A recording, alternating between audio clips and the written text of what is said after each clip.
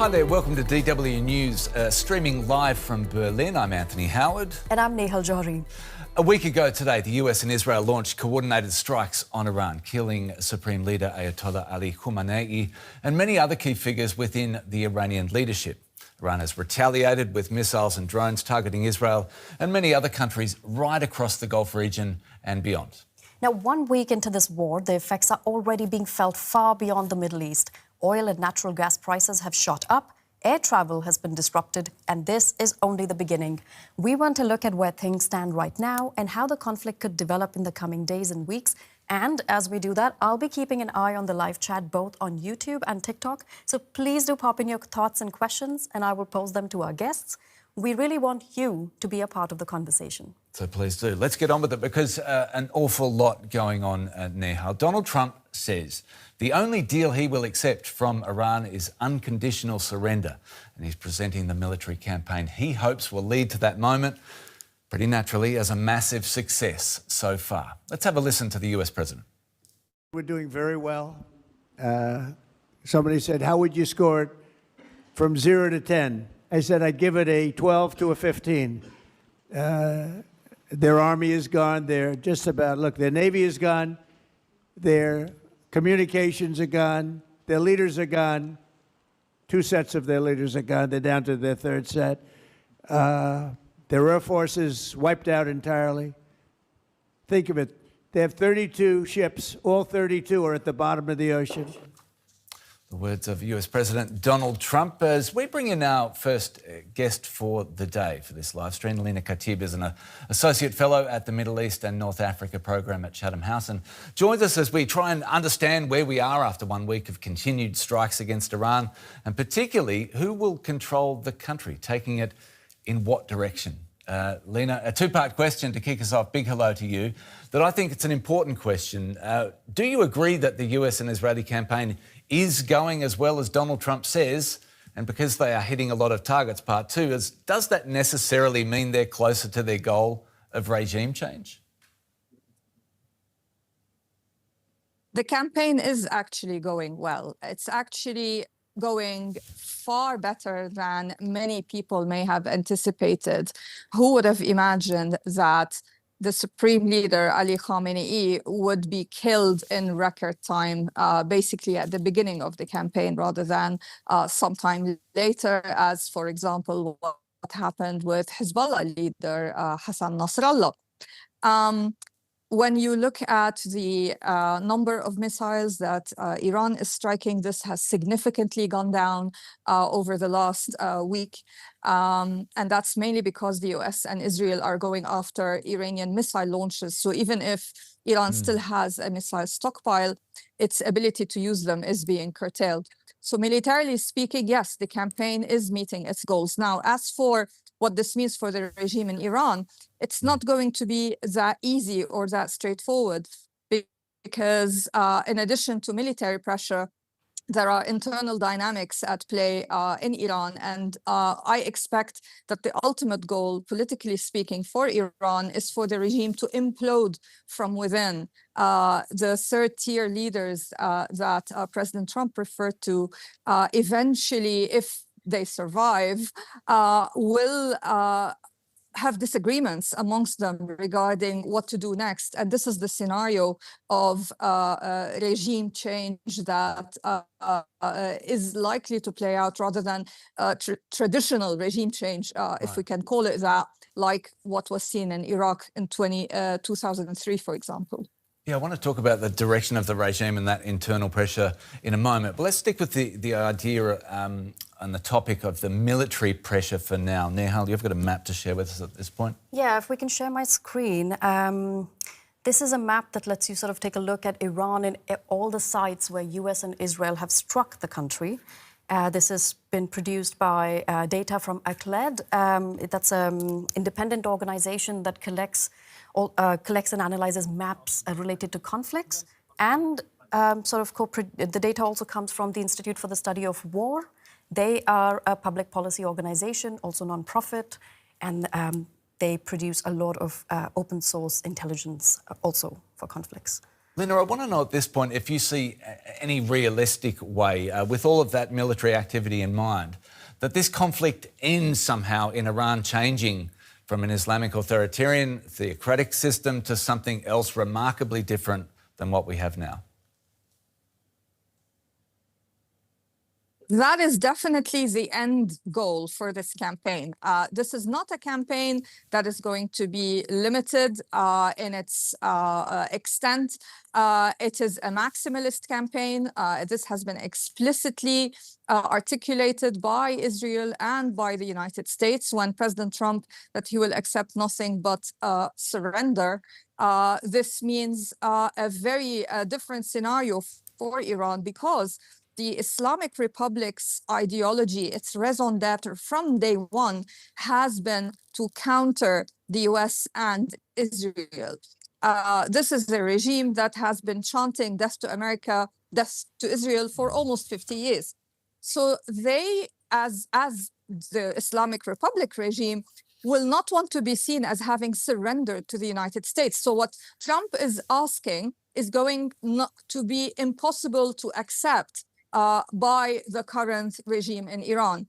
And that is why we should read Trump's statement as being there will be another administration, another government form in Iran after this conflict ends. Of course, the uncertainty is what form will this take? Who exactly are these pragmatists that are going to take over and have a relationship with the United States? We were surprised when Ahmad al-Shara took over in Syria. Who would have expected a leader who used to be with Al-Qaeda to become the president of Syria and have such a close relationship with the United States? So personally, I am waiting to be surprised by a different kind of scenario in Iran further down the line. Yeah. Now, having considered the words of Donald Trump, before we go on, I want to have a listen to the president of Iran, Pezeshkian, addressing the idea of a surrender and talking to Iran's regional neighbours. Their wish that we surrender unconditionally is a dream that they should take to their grave. We are committed to the international law, humanitarian frameworks, and the principles they talk about. They should be committed to those principles as well. They can't ignore the rights of any country, including Iran. I should apologize to the neighboring countries that were attacked by Iran. The decision we made in the Interim Leadership Council yesterday has been delivered to the armed forces. From now on, they should not attack neighboring countries or fire missiles at them unless we are attacked from those countries. Yeah, Lena, you talk about a lot of unprecedented events. What do you make of Pezeshkian's apology there? Well, that is baseless. We heard similar words from the Iranian Foreign Minister, Abbas Araghchi, and after that, Iran hit Qatar. And therefore, I wouldn't take his words seriously. And in fact, the words are full of hypocrisy, because to claim that Iran has respected and still respects international law and human rights, I mean, is frankly farcical. Iran is a major sponsor of terrorism, and Iran, the regime, I mean, has massacred tens of thousands of its own people not long ago in January. And that's not to mention all the people killed and tortured and imprisoned over the last almost 50 years. So this is just the usual Iranian propaganda. It doesn't really mean anything. What is meaningful is what is happening on the ground right now.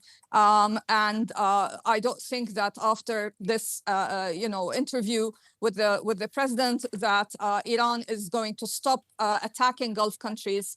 Unfortunately, it sees attacking these countries as legitimate because they host US bases, but at the same time, its targeting is going beyond US bases. And I just don't see an indication of that strategy changing, simply because Iran is quite desperate, and its strategy is to cause now as much damage as possible to the region. and it is flailing. It is going to continue down this route, which is only going to lead to its demise, I think, in the long run. Yeah, Lena, you raised the spectre of who they're attacking. Nehal, you can share a little more for context here. We've got another map here by Reuters where there you go. So you actually see all of the countries that have been attacked by Iran, that's in yellow. And all of the star points that are labeled, those are US military bases that were attacked.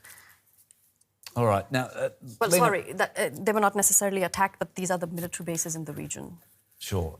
Lena, looking forward, after the brutal crackdown that followed the cost of living protests, I wonder, what do you think would happen as we try and understand what might happen next? What do you think would happen to the current leadership if they surrendered?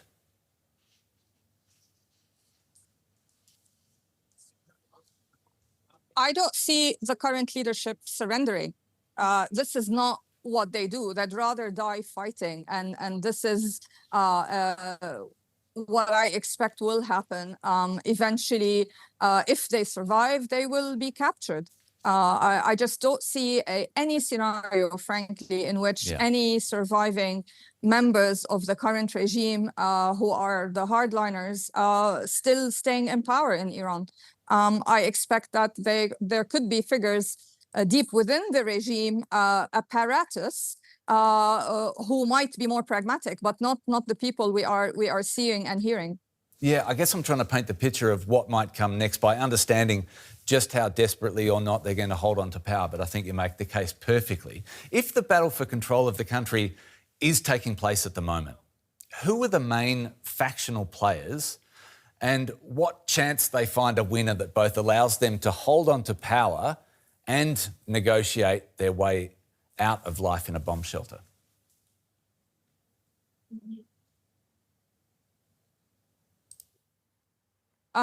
There's a lot of speculation about certain ethnic groups in Iran potentially entering this fight and playing some sort of military and perhaps political role.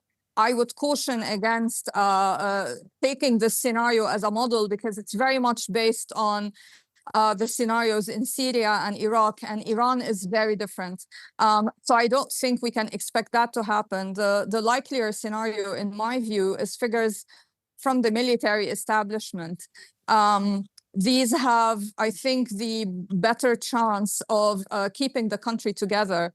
One key thing that is a trend in the region is increasing centralization of state authority. This is the preferred model for the United States and for Saudi Arabia. And we see this vividly in Syria, for example, where there has been no federalism and no decentralization of the Syrian state after the fall of the Assad regime. So this idea that perhaps Iran is going to have different regions where these different ethnic groups exercise some sort of autonomy and in a way play a political role based on their ethnic grounding is, I think, not really connected to reality. The preference is to hold Iran together so that it stays stable. And I think, again, no one knows for sure, but on balance, figures from the military establishment have the better likelihood of this scenario happening. Lena, we're just going to take a look. What have we got from our chat so far? Yeah, it's been kind of quiet, but we do have one question for you, Lena. Somebody asking on our TikTok live stream, user Joe Lee, why didn't Iran have a vote from the Iranian people to select a new leader?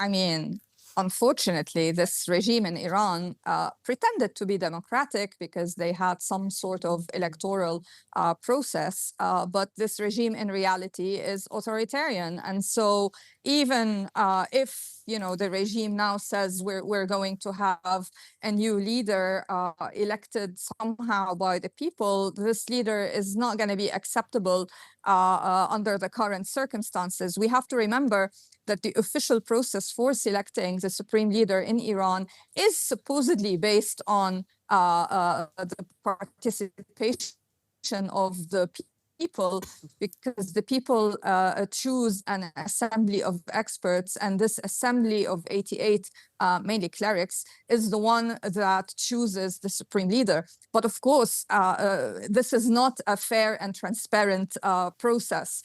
So I don't think, that is going to happen under the current regime. Now, President Trump saying that the Iranian people need to select their new leader. Now, how that happens is still, a big question. We don't know exactly how that will happen, but the key thing is that whoever Iran is ruled by next must have acceptance and credibility amongst the Iranian population. Lena, thanks for your answer. I want to pose a question perhaps to our YouTube and TikTok audience, and I'll ask you the same thing, Lena, and that's whether or not you think the Iranian regime can find a leader that keeps Trump happy and keeps them in power. Lena, are you confident that the Iranian leadership has that political dexterity to find a new leader and new direction that also keeps them in power and keeps Trump happy all at the same time? Again, I look at Syria as an example of something that many observers had considered impossible and not even contemplated at all, which is that there was a group that originally called itself Jabhat al-Nusra, that was affiliated with Al-Qaeda, changed its name later to Hayat Tahrir al-Sham, was very much seen as a terrorist entity and listed as such in the West, especially in the United States. And the leader of that group, a decade later, became the president of Syria with full US endorsement. And so I don't think that evolutions like that are impossible anywhere.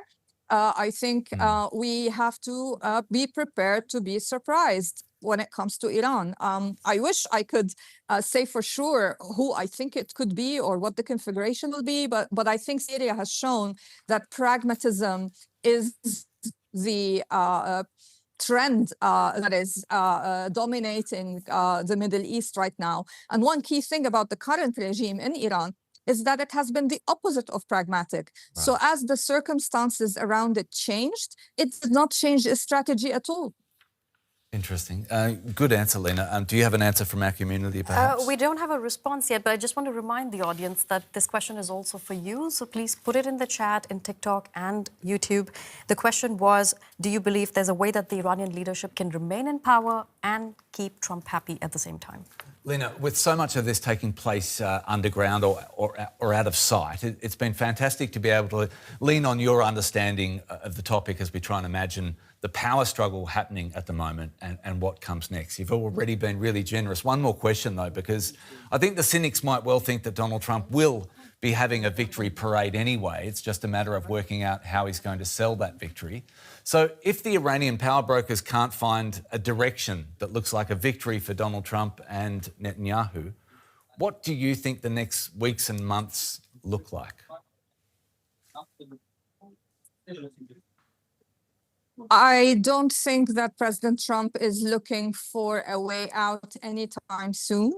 This is a campaign with maximalism on both sides. On the Iranian side, as I said, this is a regime that is fighting an existential war and will not surrender.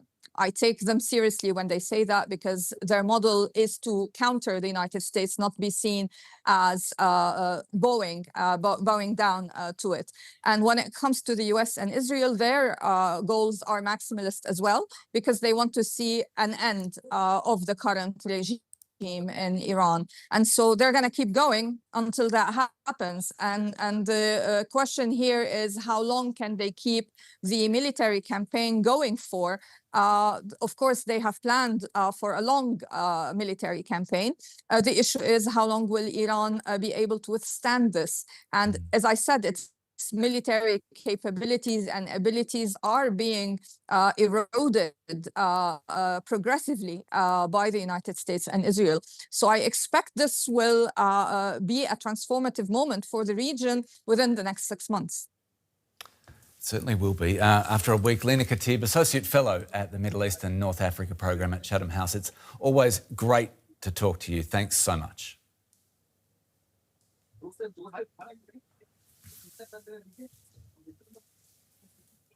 All right. Now, before we move on, thanks to Lena again, who did a great job.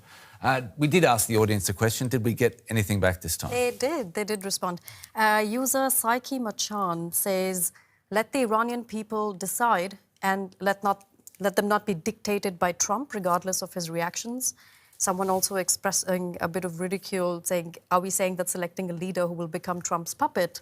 And another user, Gerard Schild, saying that they hope that the people in power don't continue, says this is not a regime to take choice of who is the next leader, but that the Iranian people in a democratic process should select the creation of a new leadership. Right. And a reminder, we're monitoring your questions and comments. Sometimes there is a delay, and at other times the questions you have we have already asked to our correspondents or our guests, but we are watching very carefully. Right, let's move on. Let's take you straight to the Lebanese capital and bring in our Beirut Bureau Chief, Mohammed Schrater, if we can. There's Mohammed. Good to see you. I want to start just with your personal experience, I guess, Mohammed. What have the last 48 hours been like for you in Beirut?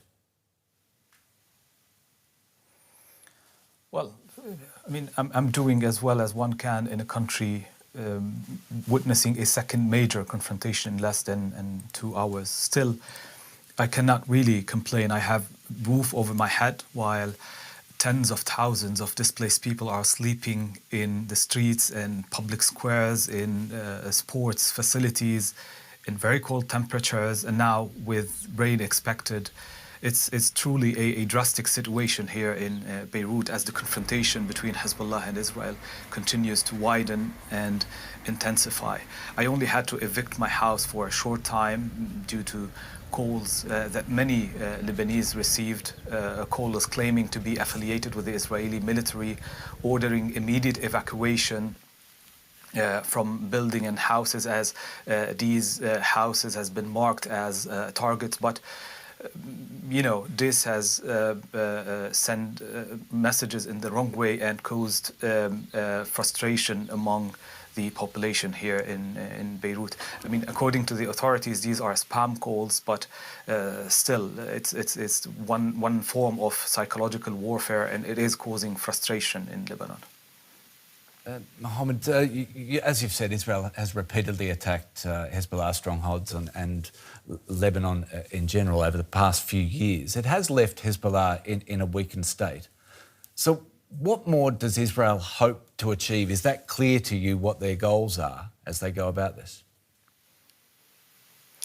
Well, Israel says that the current military operations are aimed at further weakening Hezbollah and pushing the militant group away from the border and preventing the group from rebuilding its military capabilities along the border with Israel. And this explains reports from Israel suggesting that the military is currently working on creating a buffer zone, a no man's land along the border with Lebanon. Some Israeli reports have described this operation as a form of forward or advanced defense. Israeli officials argue that the group, the Hezbollah group, still retains a significant amount of rockets and fighters and continues to pose a serious threat along Israel's northern border, and with the aim to eradicate the militant group this time. Mohammed, the Israeli military says they're targeting Hezbollah fighters in the region. Can you remind people a bit of the conflict between Israel and Hezbollah? Well, the conflict between Hezbollah and Israel goes back decades. Hezbollah emerged in the early 80s during Israel's invasion of Lebanon and has since then established itself as the main force in southern Lebanon, the most powerful armed movement confronting Israel. And back in the year 2000, Israel withdrew from territory it had long occupied in southern Lebanon, but tensions along the border persisted, and the two parties fought a major war in 2006 again. That war caused widespread destruction in Lebanon and northern Israel. But since then, tensions eased a bit, but the border remained volatile, and a major confrontation erupted again After the Gaza war began in October 2023, Hezbollah launched attacks on Israeli positions in support of Gaza, and that led to a wider confrontation and wider war that only ended in November 24 with a very significant blow to Hezbollah after Israel managed to kill most of its top leaders. And since then, Israel continued to strike Lebanon nearly on a daily basis, while Hezbollah refused to disarm, leading to this confrontation that we're witnessing today following the Iran war. As you may already know, Hezbollah is backed and funded by Iran and is widely seen as Tehran's most powerful proxy in the region. Okay, Nehal, you have a map? Yeah, I just have another map I'd like to share. This shows you Lebanon in a bit more detail. And all of the red fiery points are airstrikes that have occurred there in the last days. You can also see Beirut, where there are evacuation orders. And if you take a closer look at the second map, you sort of see all of the southern suburbs in Beirut that have had to evacuate. And Mohammed, you can see the reason via that map, and you've spoke about it very eloquently. The reason why thousands of people are walking the streets looking for somewhere to sleep. You also explained some of the history of the relationship between Lebanon and Hezbollah. I wonder, those people walking the streets, are they more angry with Israel or Hezbollah?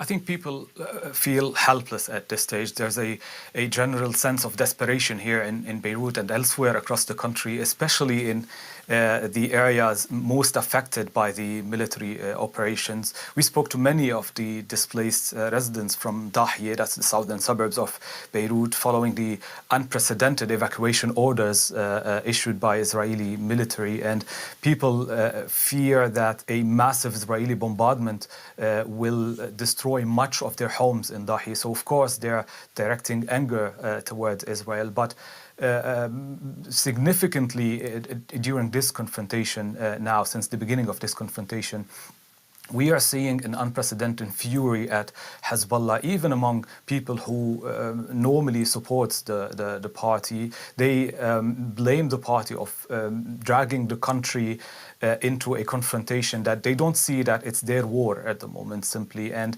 they say they have yet to recover from the last major confrontation of 2024. So people are very frustrated. They fear that this confrontation this time might be even more destructive, could last for longer, while the resources to survive are very limited in a country already crippled by crisis. So, you know, there's many fears for people in the south, on the southern border, also in the who came from the border towns. They fear that they might not come back, they might not return to their towns, especially after the Israeli statements about creating this buffer zone on the border, potentially at their expense.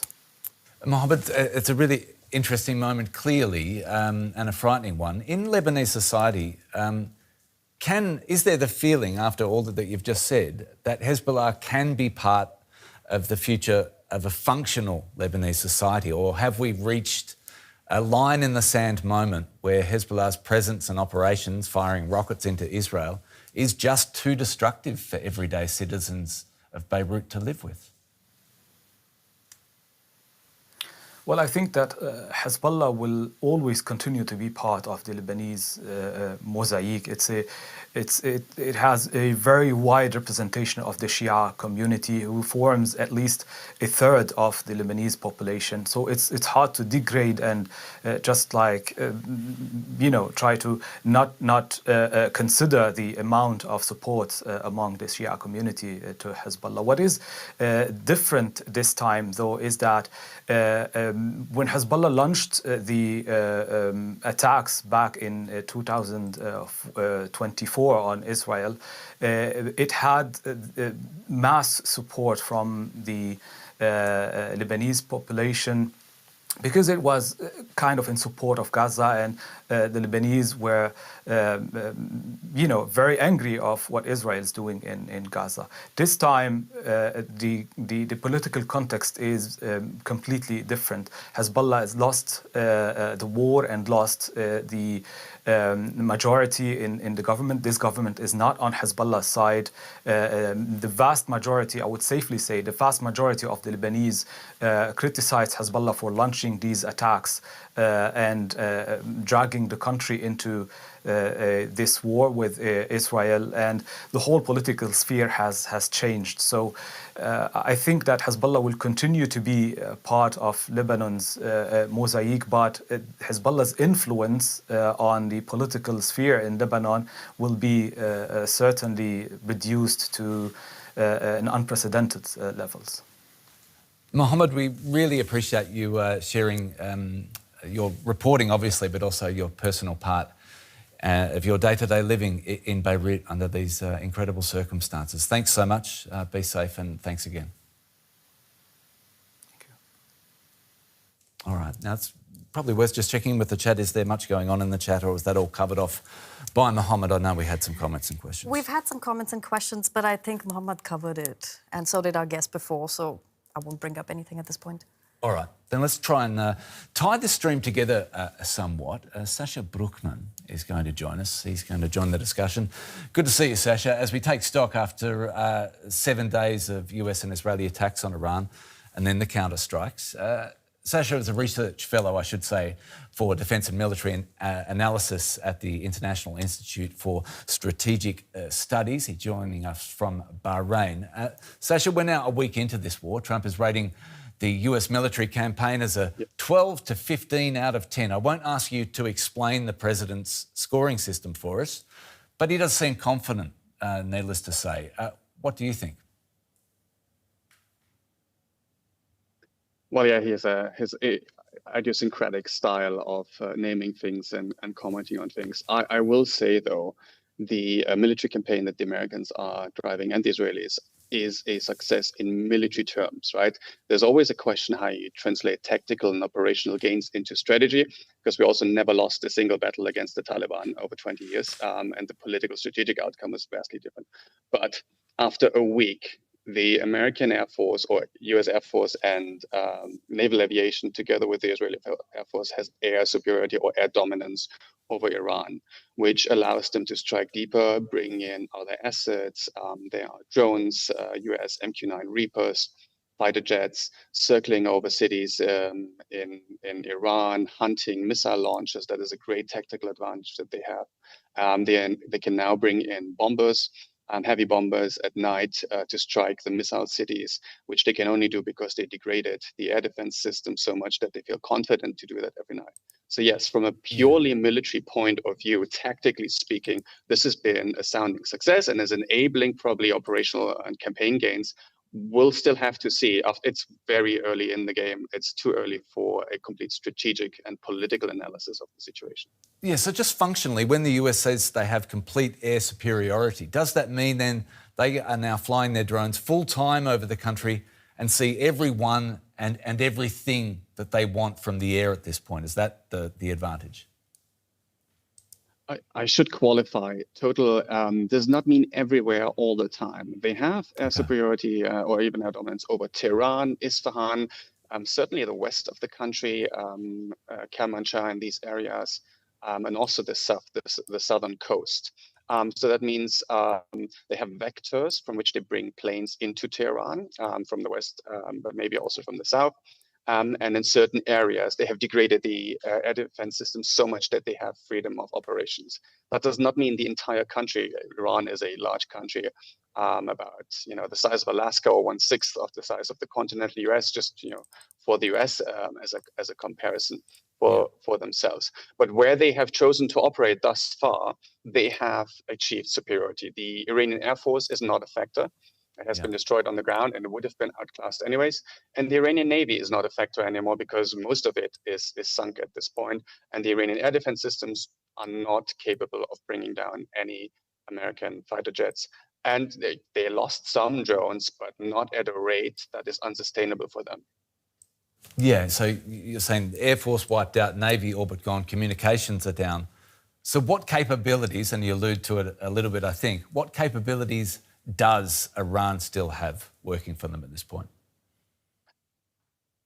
Well, Iran's main capabilities are the missiles and the UAVs. I mean, that's not a surprise. You've heard this probably the entire week. We must distinguish between medium-range ballistic missiles. Those are the ones with the range to hit Israel. Short-range ballistic missiles are mainly the ones affecting the Gulf right now. And then obviously the one-way attack strike drones, your Shaheds. There's an estimate by the IDF that Iran went into this war with about 2,500 missiles. I assume that means medium-range ballistic missiles, the one that the IDF would want to counter. And there was an article in The Atlantic interviewing former US officials that estimated between 6,000 and 8,000 short-range ballistic missiles. Now, I would assess that the short-range ballistic missiles definitely more than there were medium-range ballistic missiles. I have no way of verifying that 6,000 to 8,000 number, but definitely 2,500 plus an equal or greater number is what I would say. Now, the Iranians have obviously fired a lot. I'm telling somewhere in the 700 to 900 missiles this week, and they probably lost hundreds, if not thousands, in the missile cities and on the launchers that were destroyed. So it's an open question about what is left. Right. The strategic vulnerability for the Iranians is not the amount of missiles that they have left, but the launchers. So the cadence and the volley at which they can fire. And the Americans have been very aggressively degrading that capability so that the launch rates from the first day, where we had probably somewhere around 300, 400 missiles, second day between 150 and 200, third day 100, you see this geometric decline. I think it'll stabilize somewhere around the 30 to 50 missiles per day, because again, drive new launches out of these underground cities, or they have launches that are hidden, camouflaged as civilian trucks. So there's always going to be a little bit of a surprise. But we're seeing that the capacity of the Iranians to fire missiles is severely degraded. Is the Iranian Revolutionary Guard at the point yet, considering what the US can see and what they can monitor full time? Not everywhere, as you say, but is it at the point yet where the Revolutionary Guard, it's almost unsafe for them to gather en masse at this point? No, not yet. That's because of the depth of the country. Not the Americans cannot strike anywhere at the same time. Second one, in our military balance plus, we estimate the IRGC at about 190,000 pre-war strength. The besieged forces at several hundred thousand, maybe up to 600,000, and the conventional army, the Artesh, at 350,000. So there are just too many to strike at any given moment. The Americans have focused on the IRGC Aerospace Force, which owns the missile portfolio. So yes, for them, it is actually quite dangerous. On the other hand, the Israelis are flying strikes already against the, what I would call the architecture of repression in Iran. So the Ministry of Intelligence, the Basij militias, and the IRGC bases that are specifically associated with repression. So you might have seen the last 2 days the Tharala headquarters in southern Tehran, which is one of those security headquarters. That was also the one that always takes over charge in Tehran when there are protests ongoing. So for these guys, it's getting a bit more interesting on the ground because they would feel they are targeted. But first and foremost, this week, thus far, it was infrastructure, their bases. And that's on the repression side as well on the missile side. I want to know about what regional help Iran might be getting from Russia in just a moment. I just want to know, first of all, if we're making too much. You talk about what we've been hearing about all week, and it's about missiles. It's also about drones. If this regime does stay in power, is it possible that they might mostly thank a $30,000 drone made mostly of consumer electronics and a two-stroke engine? Is it really that important to them at this point? Well, the drones are an important means to supplement the missile strike forces. In one way, you have air defenses that can take down the missiles. That was an important component. I think people have speculated about missile interceptor burn rates by the Americans. I think it's a bit overblown to talk about shortages yet. But you see that they're engineering waves, just like the Russians did in Ukraine. Once air defenses show up, you try to mix drones and missiles. So the drones will take out the missile defenses, for example, the radars, to allow the missiles with heavier payloads to then strike. It's this tactical game. So the drones have various uses. One, this purely military tactical one, as in weakening defenses. And the other one is they tend to slip through radars because they're made of plastic, or not plastic per se, but they're made of materials that cannot be seen on the radar as easily. So sometimes the Iranians have managed to slip UAVs through into civilian areas, and they cause terror. And that's the same as the Russians have tried in Ukraine with tens of thousands of these drones. So there's a civilian political aspect in striking fear into the governments, governments that try to diversify. Vision 2030, for example, try to attract investments that don't like to be seen as unstable and don't like to see their hotels or their airports being struck. Even though these drones actually bring 30 to 50 kilograms of payload, they won't destroy Dubai Airport, and they won't bring down a building. They won't even destroy an Aramco oil field. But everyone will shut down production for a couple of days. Everyone will shut down the airport for days at a time. So that's their strategic value.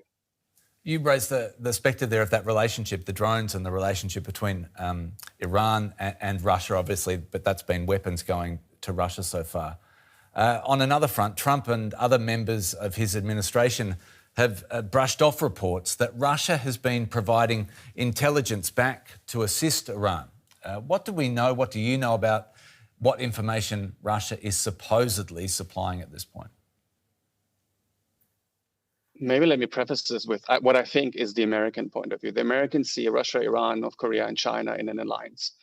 And I think over the last 12 months, my interpretation of what the regime, not the Iranian regime, but what the American administration has tried to do is break these alliances apart. So you obviously saw Venezuela, Maduro was removed. You now see Iran being physically removed. Trump has always tried to bring some daylight between Xi Jinping and Vladimir Putin. And he's always nice to Putin because he wants to negotiate with him. He's not willing to open a third front. He wants to save ammunition. So he does this thing, and he has for the last 12 months, where he's way too nice to Putin, even though I think the conclusion by anyone serious in security world is that the Russians and the Iranians are deeply intertwined with weapons technology. The Iranians are learning from what the Russians are doing. I just talked about the knowledge the Russians have gained in testing air defenses over Kiev, Western air defenses. They're now trying to apply here. It's knowledge transfer as well as co-development of weapons. I think there was one of the drones, the Russian drones that made it into Poland recently, had an Iranian antenna on it. So the Russians obviously buying these antennae from Iran, but it also means they're giving them the blueprints to say, hey, we need this from you. We don't care if you use it against the other enemies, your enemies in the Middle East. So there's this ongoing deep in weapons development, weapons technology transfer, missile technology transfer with the Russians. I cannot certainly say that the Russians are giving the Iranians satellite imagery, but I wouldn't be surprised if they did. The Chinese have done it. There's this Chinese civilian company, Vision, that published satellite imagery of all the US bases in the Middle East the weeks before this conflict happened. And Sashi, you talked about knowledge exchange. Hopefully we've got some from our chat community. We do. The audience has been asking a couple of questions, and some of them came in earlier, Sasha. I think you'd be perfect for them. Well, first of all, people want to understand that a lot of the times what's going on right now has been called a conflict. And people are asking, why do we call this a conflict? And what is a war then? And this is a war. I think there's a US domestic debate where people cover themselves a bit because there's a war powers resolution vote in the Senate, and it has domestic implications for the US. But for all practical and I think international humanitarian law of armed conflict purposes, this is a war. This is a bit of newspeak that's being applied. I think actually people in the US would also agree this is a war. And then it's two things. I think for the Israelis, this is a war about regional alliances and the regional order. And for the Americans, this is a war about the global distribution of military power. Okay, and a quick second one. People are asking, why can't the United Nations intervene?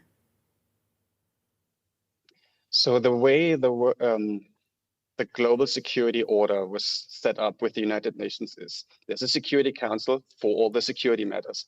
And it learned from the League of Nations and from the centuries before on how diplomacy between great powers works. And there's something called the P5. So the 5 permanent members, permanent P5, have veto power in the Security Council. Now, many people might not like this because it means the Russians will not have will always veto a Security Council resolution against them in Ukraine, and the Americans will obviously veto anything in security space that is against their interest. That was set up because that is how the world worked. And if you do anything against the interest of one of the great powers in the world, it makes great power conflict more likely.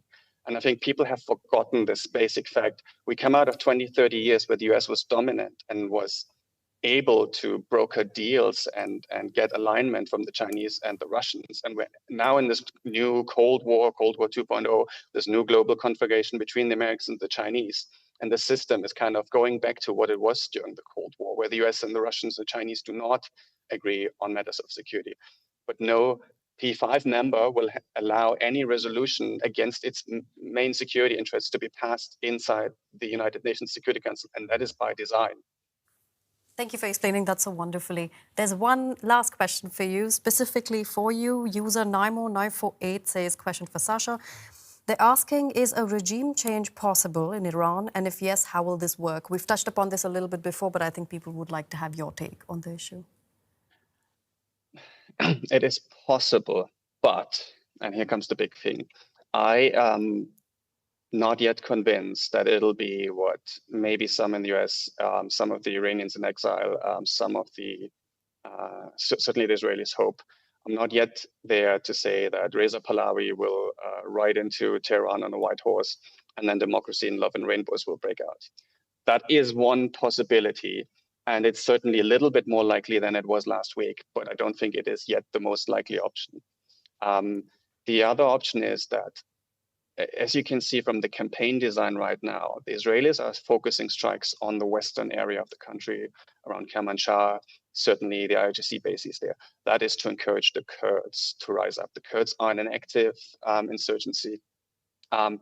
If the Kurds were to come from the Iraqi side of the border, where some of their forces are, and the Kurds internally were to rise up, that's about 8, 9, maybe 10% of the population. It's very restive.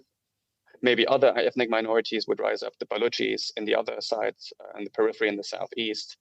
And then the regime would have to thin out its forces. It would have to decide whether it keeps its reserves in the core cities, so Tehran, Karaj, Isfahan. But the Persian uprising is also still there, right? That was January. It was in the major cities. It was in the ethnic Persian cities as well as with the ethnic minorities. So the design that the Israelis are already starting is take down the means of repression, as I said earlier, but also kind of opening a way for the Kurds to maybe be the first ones to start a ground element with this. But that also leaves the possibility of ethnic strife, of civil war, go down the Syria path. I don't think Iran 2026 is Iraq 2003 or Syria 2011, but it is a distinct possibility that this might spiral out of control and might not be, that genie does not go back into the bottle once the IRGC is ousted, so to speak. So there's these kind of possibilities between you have a new order with the IRGC out, you have the IRGC clinging to power, basically trying brutally with pure sheer violence, killing everyone who's in their way. And you have this, as it spirals out of control, there could be a civil war, a similar situation. Sasha, I want to ask you one more before we wrap up. And I've got one more quick one from a viewer who wants to ask a very specific question, if you can give me a short answer. He wants to know about the effectiveness of the flak panzer, the Gepard in use by the Ukrainians. Has that been handy in bringing down drones or not? Just a quick answer, if you could. You don't invite a security think tank guy and get a brief answer. Yes, the Gepard and similar other systems, 35 millimeter self, that ammunition that splits into many pieces has been absolutely phenomenal in bringing down drones. The Ukrainians are very happy with it. Rheinmetall is building a similar upgraded version for the Germans, for other forces in the world, just because of that success. Okay, big love for your answer. One more before we go. If there are no boots on the ground and no people-powered revolution, how does this conflict develop and end? What governs how long we're going to see fighting? It's a very good question. There's been speculation about, the missile interceptor depth for the Americans, and will it force them to stop if the interceptors run out? I don't think so, because people are too focused on only THAAD and only Patriot, and there are other systems at play as well that most people have never heard of, like NASAMS or KMSAMS, or even the shipborne Aegis system. So that is not the factor that stops it. As I said, the Americans are now operating with bombers, so they have munitions, stand-in munitions, of which they have a deep bench. The other side is, I think it will actually go to a point where there will be protests on the street in the later phases of this operation. So the Americans will start helping after the missiles are taken down, after the UAVs are taken down, including the industry that builds it, irreversible damage to this. They will also join the Israelis in taking down the repression. And then, because Trump said this in his opening speech, will allow, so to speak, he'll set the conditions for these protests to happen. And then he literally said, we will see, right? But I think this is the logical conclusion of the next phase, or the phase after the next of this operation. They will encourage protests, like in January, but coinciding with other elements on the ground, like I said, the Kurds, encouraging those. If all of these fall together in the right sequence, and will have enough force to bring down the IRGC is yet to be determined. But I think that is what we have to watch for the next couple of weeks. Those are the decision points along that path that the Americans and the Israelis will try to design. So sure, of course, when we ask a research fellow for defence and military analysis, we want long and detailed answers. We've loved every single one of them. So too has our chat community. Sasha Bruckman from the International Institute for Strategic Studies. It's always great to talk to you, and many thanks for your time. We really appreciate it. Happy to help. Thank you. Right, Nihal, anything in terms of updates from our chat community before we go? There is one. We've had a lot of comments and questions. Thank you for being such a great audience. But there's one thing maybe I'll leave this with. We had a user write, the name's too complicated, sorry, but they write, true security is never born from the destruction of others. It's an illusion that erodes civilization. History proves that every conflict eventually ends at the negotiating table. So choose dialogue now before more priceless lives are lost. Really thoughtful answers. Very thoughtful, I thought, when we're talking about when this war will end. Pass marks for participation, I'd say, across the board for our TikTok audience and for our YouTube audience. And there it is. We're done. There's nothing else left to do. All we need to say is a big thanks to our team here in Berlin, and to remind you that you can see more updates, TikTok and YouTube naturally, but don't sleep on our coverage of Instagram is all I would say. It's a really popular spot. You'll go there and you can find out why. Anything else? Well, come back next time. Thanks for watching. From Anthony Howard and Nihal, it's bye for now.